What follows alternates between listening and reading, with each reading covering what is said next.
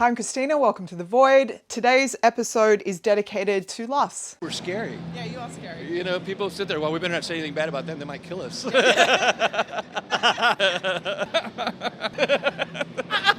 did you think?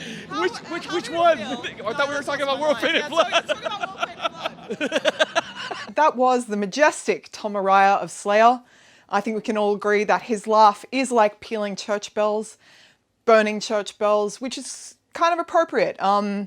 It's a fairly dark time. This channel's been quiet for a while, but I am back to say we are now doing a daily series of delving deep into my archives of interviewing all sorts of metal bands over the years and plenty backstage at festivals. This next moment is from the incredible Duff McKagan. This is a ridiculous joke that he ended our interview on, which you may not have seen.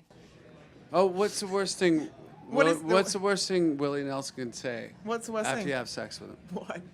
I'm not Willie Nelson. Some homeless guy or something.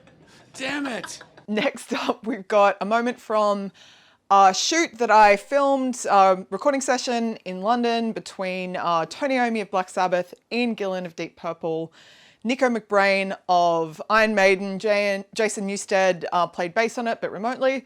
Yeah, I flew to London to do that. I had worked in music studios and was working in music television, and they called me up to go there. It was fairly amazing. This is 10 minutes in. This is the room where they recorded Stairway to Heaven, and we have a little moment with Nikko McBrain.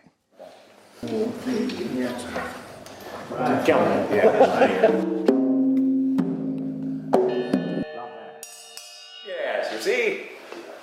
Don't start with me. Too early to do. This is his space liftoff. This is the final frontier, sorry. Awesome. He gave Eddie a good doing on the last tour. Natasha, our wardrobe girl, she puts a different out. Every tour, there's a different outfit. Oh. And actually, when we recorded the album, we were in the Bahamas, and he was a Rastafari and a big spliff in his hand. Can you see how happy he is? Like, that was the real big thing that struck me about these guys, just how gloriously happy they are. I mean, they've been playing music since they were kids, and you know, they kind of feel like it's 1970 now when you're around them. So I'm going to bring you something that always makes me smile, and is really the moment from the documentary that I cut together from that day. This is the moment that everyone really responds to. This is when all the guys showed up. Well, I'm going to go and grab me a cup of tea. Yes, see? He's outside. Oh, he's arrived, is he? He's outside, yes. You know? Hello. This is Ara from the Rockade. I'm from Armenia. Nice to meet you. Hello. Tony, my dear John. John. Oh, yeah. I'm bloody great, mate. Dear boy. Me, I'll go to the... Oh, looking great, as always. How are you? Go to the foot of our stairs. I haven't seen you since... Germany. Well, no, wasn't it Munich Airport? Miami Airport. That's right. We did see each other, yes, in the airport. Yeah. Got still a long time ago. Nice to meet you, sir. Nice to meet you. So, Yeah. Good. is it really an E-flat? Yes. It's not in the people's key, then. Look, sometimes it's a full tone down. Oh, great. Well, Aussie these days, it's 2 and... Yeah. Can we go down another octave? Well, Sir Paul calls it the people's key. Oh, E, right. Oh, right. you know, but E-flat, it's not rock and roll, is it? You know. Sounds pretty. But you're a drummer. You I wouldn't know. I would no idea. So good to see you. Have you heard it yet, John? Yes, I have. Look out! God. Oh my God! Stand by, Ben. Stand by. Hello, Captain. How are you? Captain. Officer. How's it going, buddy? in the Oh, room. yeah, you. Nice Well to done. be here. I really am. Yeah, I'm pleased. Thank you very much. This wouldn't be a Fantastic. Lovely to see you, my dear friend. Thank you. All right. No, thank you so very much for inviting me to Say see. hello properly. Yeah, see. It's really good to see you again. Stop calling me. Really. Oh, fantastic. Genuinely. I'll just say. Oh, that's it. Yeah, the boys are here. Have a drink How then. you Well, that hurt. I actually went to the centre there and did a little. Yeah, it's a very special moment. Actually, I have some more footage from that day that I haven't released, but you can check out the full 30-minute doco on this channel. Next up, we're going to go a bit stupid and a bit young and a bit silly. Danny Warsnop of a band called Asking Alexandria, who've since become quite successful. I captured them on the night before the first date of a festival tour. First one I covered, it was about 2010, I think. And all the boys and everyone was pretty excited. And so they said some ridiculous ass shit. This is hair metal of the new century! I wish. It's all about the hair. It's all about the back. Is it about the hair? You give it the back comb, and then you can play as bad music as you want. Is that how it works? Fuck, I've been trying to figure it out. Dude, you just get a really nice haircut, play some open breakdowns.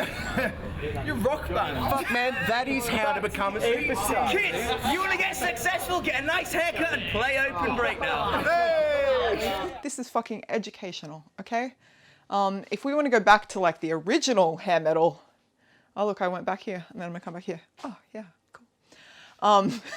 You can go back to Sebastian Bach, who was the first ever on-camera interview I did.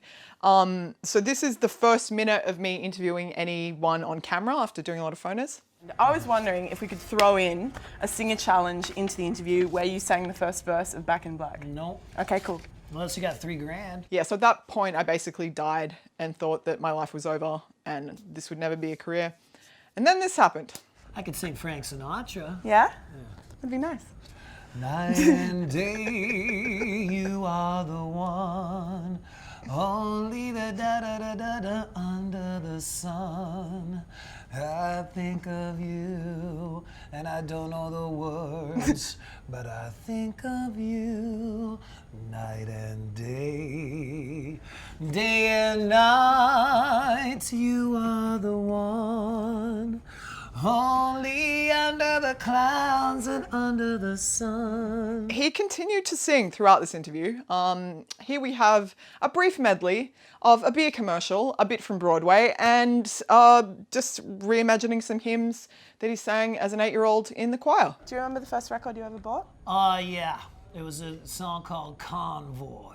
Breaker 19, we're coming through on a convoy. Come on, I'm in a convoy. Nothing gonna stand in our way. I don't know how to love you. You know, I be Jesus might be in her lap. Requiem in aeterna, Jose Jesu Domine Nostrum. All Latin psalms.